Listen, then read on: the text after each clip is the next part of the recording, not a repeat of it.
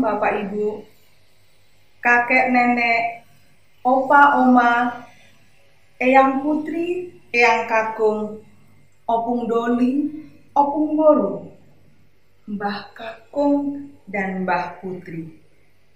Semoga semua dalam kondisi yang baik dan tetap mengandalkan Tuhan, sehingga sukacitalah yang didapat, karena tetap bersyukur dalam segala perkara.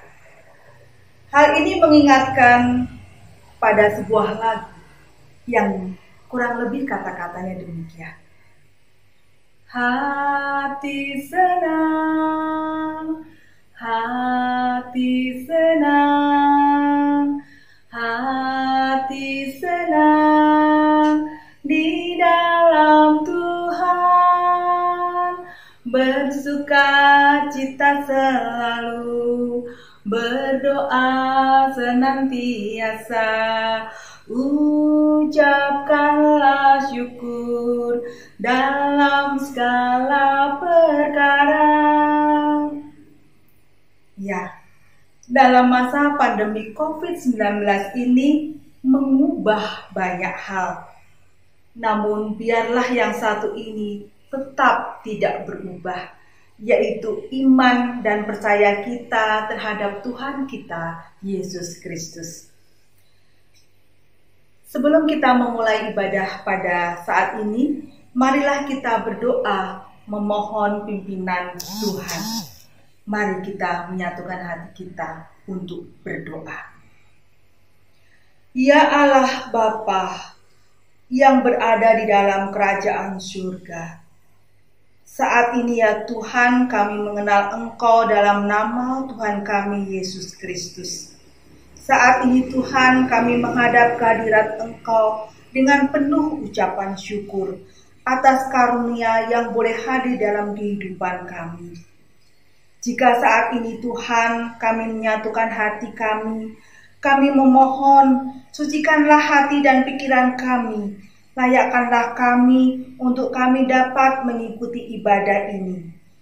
Tuhan, dalam segala kerendahan hati kami, bolehlah kami meletakkan harapan dan kekuatan kami kepadamu saja dalam menjalani kehidupan kami keseharian kami. Inilah doa dan permohonan kami. Dalam nama Tuhan kami Yesus Kristus, kami telah berdoa. Amin. Suatu anugerah hadir dalam kehidupan kita. Allah memberi hidup. Nafas kehidupan telah diberikan kepada kita, dan kita menghidupkan hari-hari kita dengan penuh ucapan syukur. Mari dengan hati yang penuh sukacita kita panjatkan pujian kepada Tuhan yang telah memelihara kehidupan, yaitu dari pelengkap Kidung Jemaat nomor 16 ayat yang pertama dan yang kedua. Mari kawan-kawan nyanyi gembira.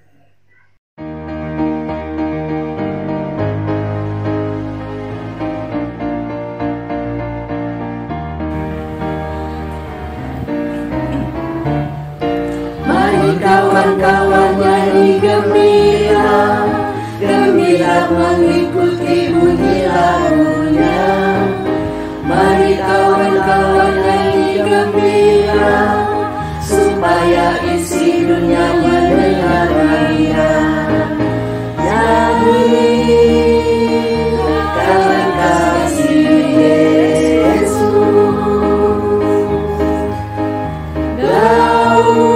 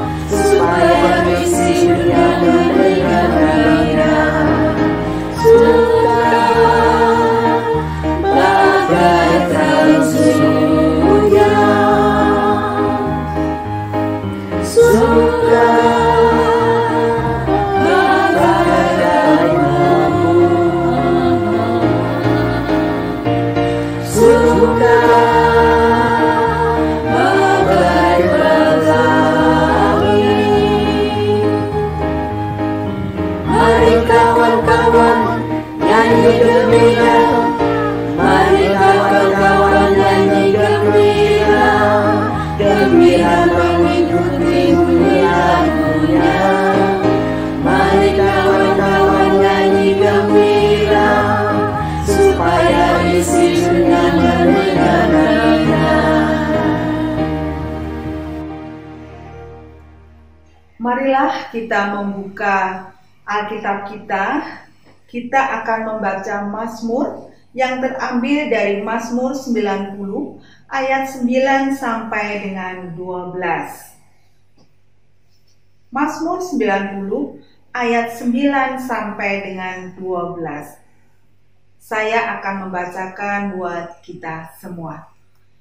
Mazmur 90 ayat 9 sampai 12 yang demikian bunyinya. Sungguh, segala hari kami berlalu karena gemas-Mu. Kami menghabiskan tahun-tahun kami seperti keluh. Masa hidup kami 70 tahun. Dan jika kami kuat, 80 tahun. Dan kebanggaannya adalah kesukaran dan penderitaan. Sebab berlalunya buru-buru dan kami melayang lenyap. Siapakah yang mengenal kekuatan murka-Mu dan takut kepada gemas-Mu? Ajarlah kami menghitung hari-hari kami sedemikian hingga kami beroleh hati yang bijaksana. Mari kita berdoa sebelum membaca dan merenungkan firman Tuhan. Bapa kami yang ada di dalam kerajaan surga, Tuhan kami dalam nama Yesus Kristus, kami datang kepadamu ya Tuhan pada saat ini untuk bersyukur dan berterima kasih atas segala kasih setia Tuhan, anugerah Tuhan yang kami semua alami dalam kehidupan kami, pribadi lepas pribadi. Bahkan ketika kami saat ini berkumpul bersama ya Tuhan, walaupun melalui kebaktian online, kami sungguh menyadari ini adalah kasih karunia-Mu bagi kami. Engkau mempersatukan kami karena kasih setia-Mu. Terima kasih Tuhan. Kini saatnya kami ingin membaca firman-Mu. Kami ingin merenungkan sabda Tuhan. Oleh karena itu kami mohon Tuhan, urapi kami semua. Terlebih para hamba-Mu, para lansia yang saat ini mengikuti dan mendengarkan firman-Mu. Demikian juga hamba-Mu, saya yang akan menyampaikan kebenaran firman-Mu. Urapi ya Tuhan, dan layakkan kami di hadapan-Mu untuk mendengar sabda-Mu. Terima kasih Tuhan. Berbicaralah kepada kami. Biarlah Roh Kudus sendiri menolong kami, karena kami siap untuk mendengarkan. Kami berdoa, kami bersyukur dalam nama Yesus Kristus. Amin. Kita akan membaca Mazmur 138 ayat 1 sampai 8. Saya akan bacakan untuk kita. Nyanyian syukur atas pertolongan Tuhan. Aku hendak bersyukur kepadamu dengan segenap hatiku. Di hadapan para Allah aku akan bermazmur bagimu. Aku hendak sujud ke arah bait-Mu yang kudus dan memuji nama-Mu. Oleh karena kasih-Mu dan oleh karena setia-Mu, sebab Kau buat nama-Mu dan janji-Mu melebihi segala sesuatu. Pada hari aku berseru, Engkau pun menjawab aku. Engkau menambahkan kekuatan dalam jiwaku. Semua raja di bumi akan bersyukur kepadamu ya Tuhan, sebab mereka mendengar janji dari mulut-Mu. Mereka akan menyanyi tentang jalan-jalan Tuhan, sebab besar kemuliaan Tuhan. Tuhan itu tinggi, namun Ia melihat orang yang hina dan mengenal orang yang sombong dari jauh. Jika aku berada dalam kesesakan, Engkau mempertahankan hidupku. Terhadap amarah musuhku, Engkau mengulurkan tangan-Mu, dan tangan kanan-Mu menyelamatkan aku. Tuhan menyelesaikannya bagiku. Ya Tuhan, kasih setiamu untuk selama-lamanya. Janganlah Kau tinggalkan perbuatan tangan-Mu. Demikianlah pembacaan Mazmur. Bapak, Ibu, dan saudara kekasih di dalam Yesus Kristus, yang berbahagia adalah kita yang merenungkan firman Tuhan siang dan malam, dan yang melakukannya dalam kehidupan sehari-hari. Bapak, Ibu, dan saudara-saudara yang kekasih dalam nama Yesus Kristus, oma opa yang berbahagia saat ini, apa kabar? Semoga semua sehat-sehat saja, karena kita sudah 7 bulanan berada di rumah. Sebagian besar kita bekerja di rumah dan juga terus beribadah di rumah melalui online. Semoga ibadah melalui online ini menjadi berkat bagi kita semua, walaupun kita tidak berjumpa secara langsung. Hari ini saya akan membawakan renungan untuk kita bersama dengan judul Tak Sekadar Nasihat. Ini sebuah judul yang sangat sederhana, tetapi sangat berguna bagi kita. Tak sekadar nasihat, Bapak, Ibu, dan saudara. Bisa juga kita mengatakan tidak sembarang nasihat. Atau boleh juga kita katakan bukan nasihat biasa. Bukan sekedar nasihat, bukan sembarang nasihat, bukan nasihat biasa. Itu artinya ini adalah nasihat yang luar biasa. Nasihat yang tidak biasa. Nasihat yang penting, istimewa, dan menentukan. Sesuatu yang tidak biasa pada umumnya adalah penting. Bahkan semua orang memberikan perhatian pada hal yang istimewa itu. Biasanya sesuatu yang istimewa, dia mempunyai nilai yang menentukan sesuatu. Misalnya menentukan keberhasilan atau juga kegagalan seseorang.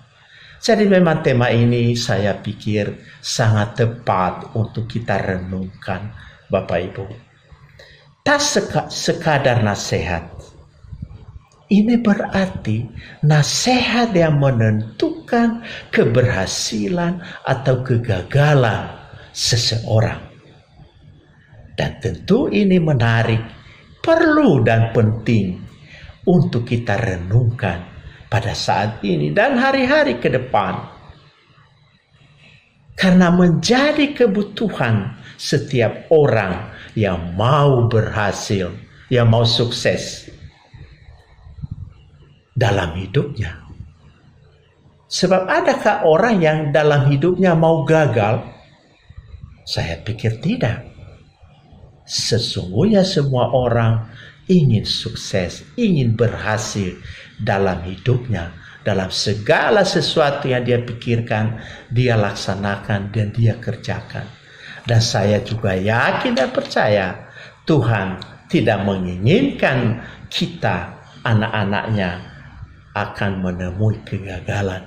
Tuhan menginginkan kita semua menjadi orang-orang berhasil, orang-orang sukses dalam menjalani kehidupan ini, selagi kita ada kesempatan. Bapak, Ibu, tak sekadar nasihat. Kata kuncinya adalah nasihat. Itu kata kunci. kata nasihat menjadi mengikat semua perenungan kita dan juga pergumulan kita tentang hidup ini, yaitu nasihat. Coba sedikit kita merenungkan kembali ke belakang dan dalam keseharian kita. Sebab sesungguhnya nasihat ini bukan sesuatu yang asing bagi kita. Apalagi orang tua, oma, opa. Bicara nasihat, saya pikir sepanjang kehidupan kita. Karena kita selalu melakukan itu hampir setiap hari. Kepada anak-anak kita, kepada cucu-cucu kita, kepada orang yang selalu meminta pendapat kita. Jadi sebetulnya nasihat bukan sesuatu yang asing bagi kita. Tapi ya begitu biasanya, sesuatu yang tidak asing ya kadang-kadang tidak begitu penting. Sudah terbiasa menjadi rutinitas. Sehingga segala sesuatu yang kita kerjakan itu lalu tidak menjadi maksimal. Tidak menjadi optimal hasilnya. Baik Bapak Ibu dan Saudara, saat ini kita coba memberikan makna tentang nasihat ini. Tidak sekedar nasihat ini dibawa semangat daripada pengalaman Raja Daud. Seperti yang kita sudah baca tadi. Bapak Ibu dan Saudara yang kekasih dalam Yesus Kristus. Bicara tentang nasihat selalu melibatkan dua pihak. Satu adalah orang yang memberi nasihat, yang biasa dipanggil sebagai penasehat. Dan yang kedua adalah orang yang dinasehati, yang membutuhkan nasihat, yang mesti ditolong, mesti dituntun, diarahkan. Ada penasehat, ada yang dinasehati. Mereka terhubung, terikat dalam yang disebut dengan nasihat. Berarti Bapak Ibu, nasihat ini sebetulnya menjadi hakikat daripada manusia sebagai makhluk sosial yang saling berhubungan satu dengan yang lain dalam kaitan nasihat menasehati. Tetapi kalau kita cermati, antara penasehat dan yang dinasehati biasanya agak berbeda posisinya. Orang yang menasehati biasanya orang yang lebih tahu, orang yang lebih faham, orang yang lebih mengerti, punya pengalaman, punya keterampilan, punya jatuh bangun tentang sesuatu yang bisa dia berikan kepada orang yang membutuhkan nasihat itu.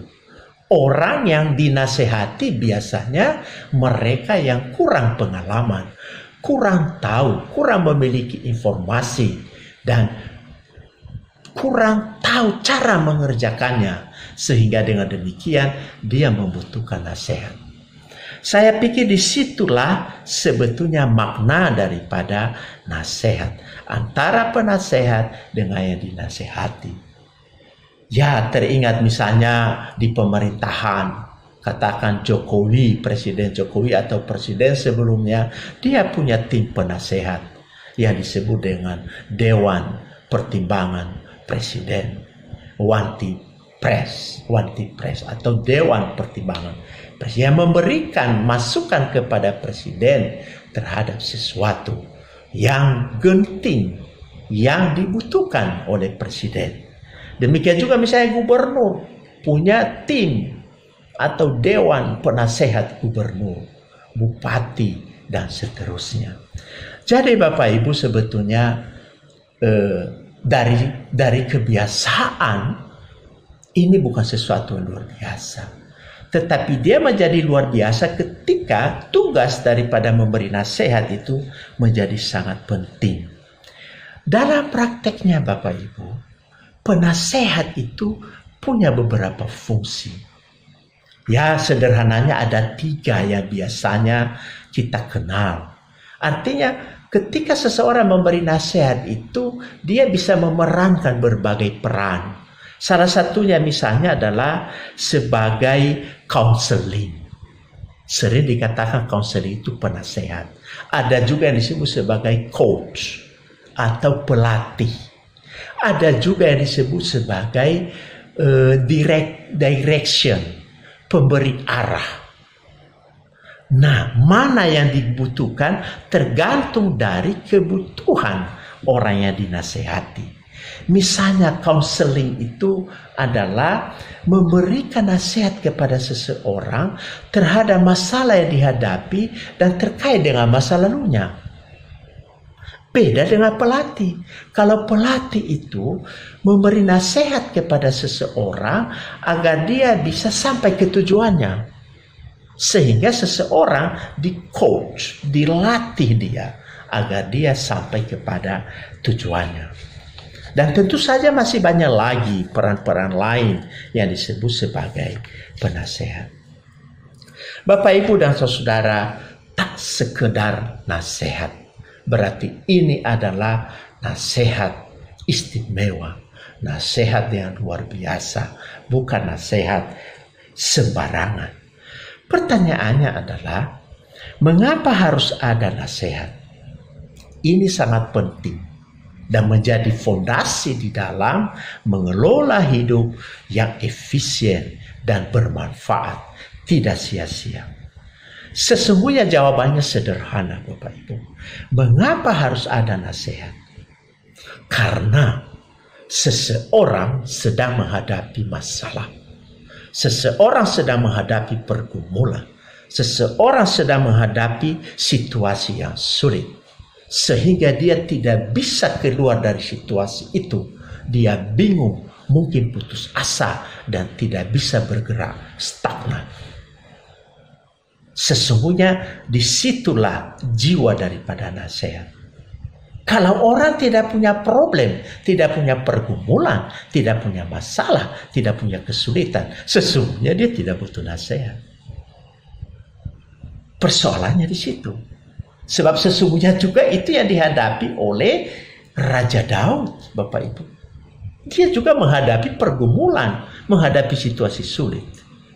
Tapi pertanyaannya adalah, apa yang dimaksud dengan situasi sulit? Mengapa disebut problem? Ini dia kuncinya. Sesuatu dikatakan problem, sesuatu dikatakan pergumulan itu, Bapak Ibu yang dikasihi oleh Yesus Kristus, adalah ketika seseorang berjalan menuju kepada tujuannya, lalu tiba-tiba dia mengalami situasi sulit sehingga tidak sampai ke tujuan itu. Dia menjadi terganggu, dia menemui hambatan sehingga dia tidak bisa melangkah. Kalau dibiarkan situasi itu, ya tujuannya tidak akan tercapai. Dia akan gagal, itu disebut gagal. Kalau dia sampai kepada tujuannya, berarti dia disebut berhasil, Bapak Ibu. Dia sukses. Tetapi ada situasi yang melilih dia, sehingga dia tidak bisa bergerak. Disitulah seseorang membutuhkan nasihat. Disitulah keadaan itulah seseorang membutuhkan penasehat. Dia minta atau tidak diminta, konteksnya dia butuh nasihat. Dan tentu saja itu menjadi luar biasa supaya dia keluar dari situasi itu. Jadi ada masalah, artinya situasi yang tidak pasti yang dihadapi oleh manusia. Yang kedua adalah situasi itu menyebabkan terhalangnya pencapaian tujuan yang sedang dituju oleh seseorang. Yang ketiga, tolok ukur daripada masalah atau situasi itu adalah tujuan. Baru bisa kita mengatakan ada masalah ketika kita tahu tujuan kita, Bapak Ibu. Sebab orang tidak akan tahu ada masalah kalau dia tidak tahu tujuannya. Ketika orang tahu tujuannya kemana, maka dia tahu persoalannya. Situasinya seperti ini. Sehingga dia membutuhkan jalan keluar. Dan dia membutuhkan nasihat. Dia membutuhkan arahan. Dia membutuhkan latihan. Sehingga nasihat dibutuhkan oleh siapapun.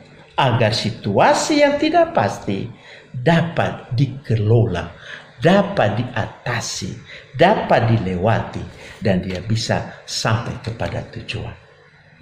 Inilah yang saya katakan, tema kita hari ini luar biasa, tidak sekadar nasihat. Karena mengingatkan saya tentang bagaimana sebetulnya cara berpikir kita mengelola kehidupan ini.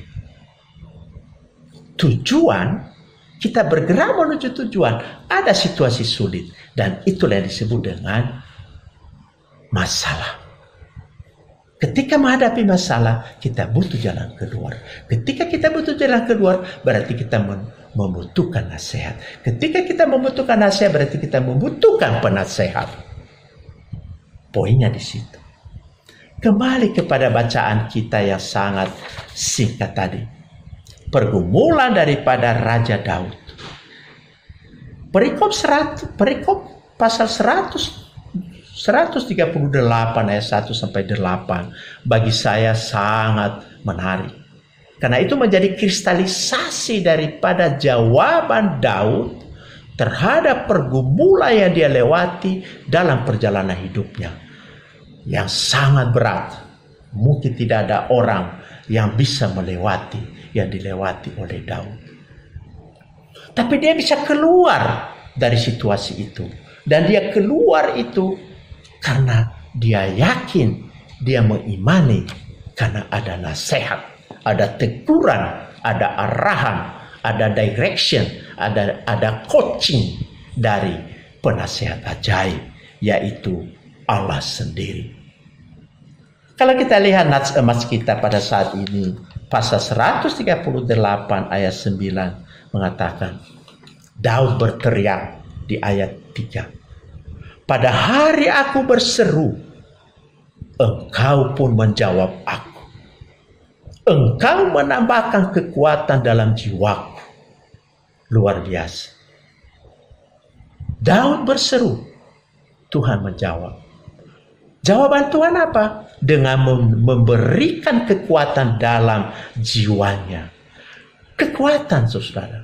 Dia bukan memberikan senjata kepada Daud, tidak. Dia tidak memberikan amunisi, dia tidak memberikan parang, tidak. Tetapi dia menambah kekuatan di dalam jiwa Daud. Sehingga segala masalah, pergumulan, kesulitan, ketidakpastian, Daud boleh lewati. Sehingga dia mampu menyelesaikan tugas mana yang diberikan Tuhan sebagai Raja bangsa Israel sampai kepada kedatangan Mesias. Daud berseru, Tuhan menjawab dan menambahkan kekuatan di dalam jiwa Daud. Bapak Ibu, kalau kita refleksi secara singkat, siapa Daud itu? Daud kita bisa baca dari sebelum kitab Mazmur, kita bisa baca dari raja-raja maupun terutama surat-surat Samuel. Di situ diceritakan Daud. Paling tidak saya mencatat ada kurang lebih ada 6 atau 7 poin tentang Daud. Yang pertama, Daud adalah raja pilihan Tuhan menggantikan Saul. Kita tahu prosesnya kan? Dalam usia yang sangat belia, Daud diurapi oleh Nabi Yonatan menjadi raja. Walaupun waktu itu Saul adalah raja, tapi Tuhan menolak si Saul oleh Tuhan. Dan melalui Nabi Samuel dia urapilah Daud menjadi raja. Secara de jure sebetulnya, ketika dia diurapi pada usia yang sangat belia, Daud adalah raja. Tapi persoalannya Saul masih berkuasa. Dan Saul tidak mau mundur. Mungkin alasan karena Daud masih muda, Bapak, Ibu, dan Saudara. Apa yang terjadi selama Saul masih hidup? Itu adalah penderitaan yang luar biasa yang dialami oleh Daud. Pertama, Daud menjadi hamba Saul. Menjadi suruhannya. Menjadi pembantunya. Tetapi Daud menjalani itu dengan sukacita. Bahkan dia mengawal Saul ketika ada kuasa-kuasa kegelapan mengganggu Saul.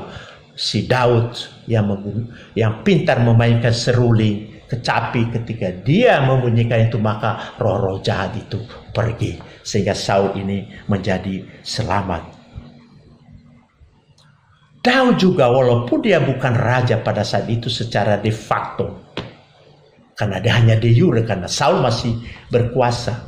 Dia membela bangsanya, melawan musuh-musuhnya, melawan binatang buas, bahkan raksasa Goliat pun dari Filistin dia kalahkan, dia bunuh. Nah, ingat waktu perang Saul nggak berani menghadapi si Goliat. Daud tampil ke depan dan Tuhan mengizinkan dia untuk melumpuhkan musuh terbesar itu Goliat. Tetapi Saul terus-menerus iri, Bapak Ibu. Sehingga dia mencari berbagai cara untuk melumpuhkan Daud. Kalau perlu membunuhnya. Daud tahu itu, akhirnya dia lari mengembara selama bertahun-tahun, saudara. Sampai Saul itu akhirnya mati. Ketika Saul mati, Daud menjadi raja. Ketika Daud menjadi raja, janji Tuhan sungguh besar bagi Daud. Pemerintah Daud adalah di atas bangsa Israel menjadi pemerintahan yang tidak berkesudahan dan sangat gemerlapan, namanya harum tenar sampai kedatangan Mesias. Kita kenal Daud adalah raja yang besar dalam perjanjian lama ketika masuk kepada perjanjian baru. Ya. Tetapi bagian berikut kesaksian kita bisa lihat Daud adalah Daud lalu jatuh ke dalam dosa. Karena dia jatuh ke dalam dosa, maka Tuhan memberikan hukuman yang berat kepada Daud. Tuhan memberi nasihat kepada Daud. Bagi saya bukan sekedar nasihat, tetapi teguran dalam bentuk hukuman. Ya, karena kejahatan yang dibuat oleh Daud. Ya, ketika dia menjadi raja, maka teguran Tuhan itu cukup keras. Ada 3 yang kita catat di dalam Alkitab. Pertama, pedang tidak berkesudahan dari keluarga Daud. Berarti akan ada saling bunuh-membunuh. Nah, itu menjadi kenyataan dalam keluarga besar Daud. Istri-istri Daud akan diperkosa di depan umum. Dipermalukan. Anak-anak Daud dengan Bathsheba itu pun mati, ditulahin oleh Tuhan. Itulah tegas sekali teguran hukuman yang diberikan oleh Tuhan kepada Daud. Apa sikap Daud? Apakah dia memberontak? Tidak. Dia menyadari siapa dan dia bertobat. Dia merendahkan diri di hadapan Tuhan. Dan Tuhan mengasihani dia.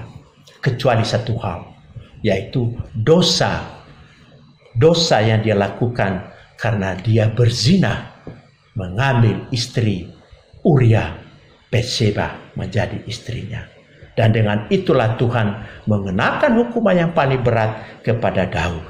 Seperti anak-anaknya dari Bathsheba, semua mati. Bapak Ibu, itulah yang dialami oleh Raja Daud. Ya, bukan gampang. Tetapi kita tahu karena dia bertobat. Ya, dia rendah hati merendahkan diri di hadapan Tuhan. Walaupun dia juga menerima hukuman karena dosa perzinahannya. Tetapi dia tetap merendahkan diri dan bertobat. Akhirnya Tuhan memulihkan Raja Daud. Raja Daud menjadi sangat terkenal. Raja besar. Bahkan selama 40 tahun pemerintahannya dikenal dengan sangat luar biasa. Karena dia bertobat, lalu memulihkan kebesarannya. Sehingga Daud menjadi sebuah model raja, role model sebagai raja besar pada masanya. Bapak Ibu, apa yang kita bisa ambil dari pengalaman Daud terkait dengan bukan sekedar nasihat. Bukan sekadar nasihat. Daud bertahan dalam kesalehan hingga akhir. Dia selalu memohon Roh Kudus daripada Tuhan. Dia selalu memohon bimbingan daripada Tuhan. Berbeda dengan Saul. Saul tragis karena dia tidak ada pertobatan. Berbeda dengan Daud. Dia bertobat, dia merendahkan diri dan mempertahankan kesalehannya hingga akhir. Sehingga dia berkenan di hati Tuhan. Ketika dia mengatakan, pada hari aku berseru kepadamu Tuhan, Engkau menjawab aku dan Engkau menambahkan kekuatan dalam jiwaku. Pertanyaannya adalah, di mana nasihat itu tidak sekedar nasihat. Ini adalah nasihat luar biasa, nasihat yang penting, nasihat yang menentukan mati hidupnya seseorang, yang menentukan keberhasilan daripada seseorang, keberhasilan daripada Raja Daud, yaitu dia tahu pasti tujuannya kemana, yaitu keselamatan jiwanya dan keselamatan bangsa Israel.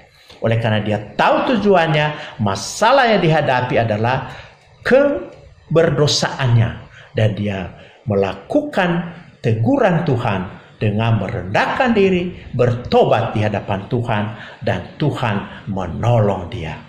Dia mengatasi situasi sulit, situasi yang tidak pasti, dan mengantar Daud untuk menuju kepada keselamatannya. Itulah sesungguhnya yang kita dapat daripada tema hari ini. Tak sekedar nasihat. Ini nasihat daripada Tuhan.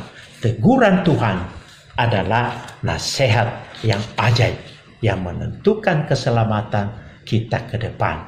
Mari bersama dengan Raja Daud kita bertobat, merendahkan diri di hadapan Tuhan, dan mempertahankan kesalehan kita hingga akhir. Maka tujuan kita akan tercapai. Itu adalah tak sekedar nasihat. Kiranya Tuhan memberkati kita, menguatkan kita untuk bertahan sampai akhir kedatangan Tuhan yang kedua kali. Amin.